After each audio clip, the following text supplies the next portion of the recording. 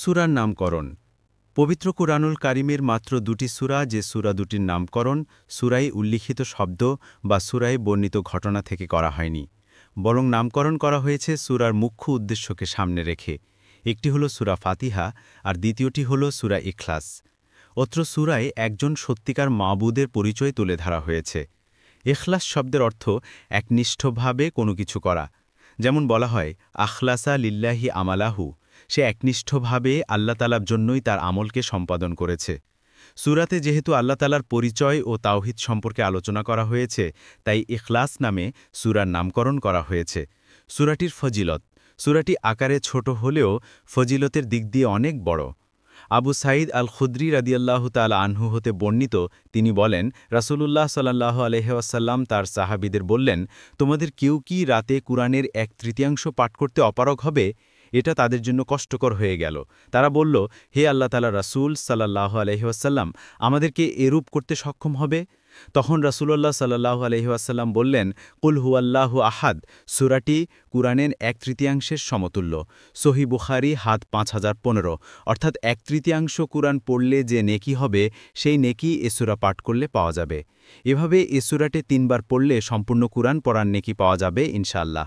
কারণ পবিত্র কুরআনে মূলত 3টি বিষয় নিয়ে আলোকপাত করা হয়েছে: তাওহীদ, আহকাম ও নসিহত। সূরা ইখলাসে তাওহীদ পূর্ণভাবে থাকার কারণে তা কুরআনের 1/3 মর্যাদা পেয়েছে।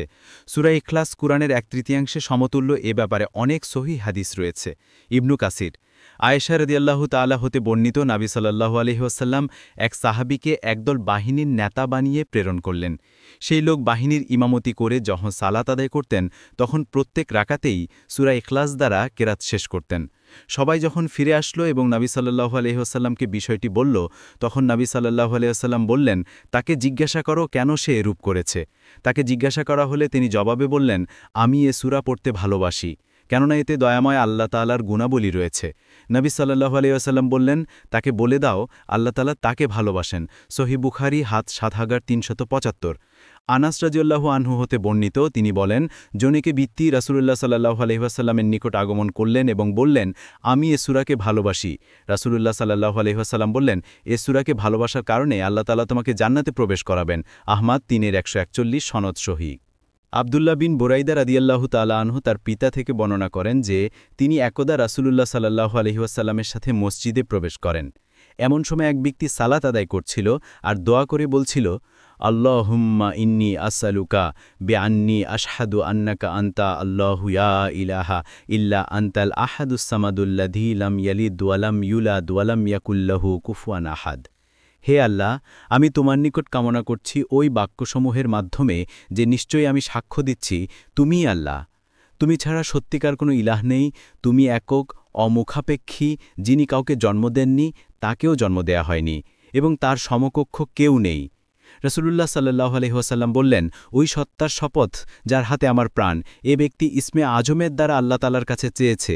এই নামে চাইলে তিনি দেন, আর এই নামে ডাকলে তিনি ডাকে সাড়া দেন। আবু দাউদ হাত 1974, তিরমিজি হাত 3475, ইবনু মাজাহ হাত 3858, সনদ সহিহ। আয়েশা রাদিয়াল্লাহু আনহু হতে বর্ণিত, নবী সাল্লাল্লাহু আলাইহি ওয়াসাল্লাম প্রত্যেক রাতে যখন বিছানায় যেতেন, তখন দুহাত একত্রিত করে ফু দিতেন, অতঃপর সূরা ইখলাস, সূরা ফালাক এবং সূরা নাস পাঠ করতেন। তারপর যথাসম্ভব দুহাত দিয়ে শরীর মাসাহ করতেন। তিনি প্রথমে মাথা, মুখমণ্ডল ও শরীরের সম্মুখ ভাগ থেকে শুরু করতেন। সহিহ বুখারী হাত 5017। শানে নুজুল। জাবের রাদিয়াল্লাহু আনহু হতে বর্ণিত, তিনি বলেন, এক গ্রাম্য ব্যক্তি নবী সাল্লাল্লাহু আলাইহি ওয়াসাল্লামের নিকটে এসে বলল, তোমার রবের বংশতালিকা বর্ণনা করো। তখন এ সূরা অবতীর্ণ হয়। বাইহাকী 7-146। হাসান। উবাই। সূরা হুমাজা এর আরবি উচ্চারণগুলো নিচে দেওয়া হলো: বিসমিল্লাহির রহমানির রহিম। পরম করুণাময় ও অতি দয়ালু আল্লাহর নামে শুরু করছি। 1 ওয়াইলুল লিকুল্লি হুমাজাতিল লুমাজাহ। উচ্চারণ: ওয়াইলুল লিকুল্লি হুমাজাতিল লুমাজাহ। অর্থ: দুর্ভোগ প্রত্যেকের যে সামনে নিন্দা করে ও পেছনে গীবত করে। 2 আল্লাযী জামাআ মালান ওয়া আদ্দাদাহু। উচ্চারণ: আল্লাযী জামাআ মালান ওয়া আদ্দাদাহু। অর্থ যে সম্পদ জমা করে এবং বারবার গণনা করে। ৩ ইয়াহসাবু আন্না মালাহু আখলাদাহ উচ্চারণ ইয়াহসাবু আন্না মালাহু আখলাদা অর্থ সে মনে করে তার সম্পদ তাকে অনন্ত জীবন দেবে। ৪ কাল্লা লায়ুমবাযান্না ফিল হুতামাহ উচ্চারণ কাল্লা লায়ুমবাযান্না ফিল হুতামাহ অর্থ কখনো না, সে অবশ্যই হুতামায় নিক্ষিপ্ত হবে।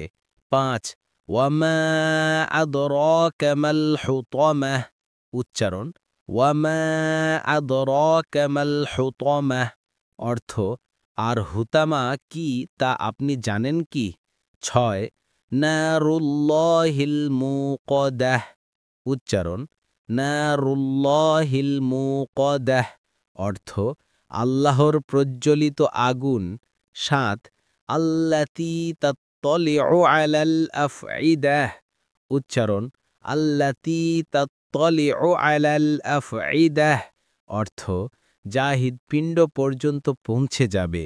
৮ ইন্নাহা আলাইহিম মুসাদাহ উচ্চারণ ইন্নাহা আলাইহিম মুসাদাহ অর্থ নিশ্চয়ই তা তাদের ওপর বন্ধ করা হবে। ৯ ফি আমাদিম মুমাদ্দাদাহ উচ্চারণ ফি আমাদিম মুমাদ্দাদাহ অর্থ লম্বা খুঁটির মধ্যে।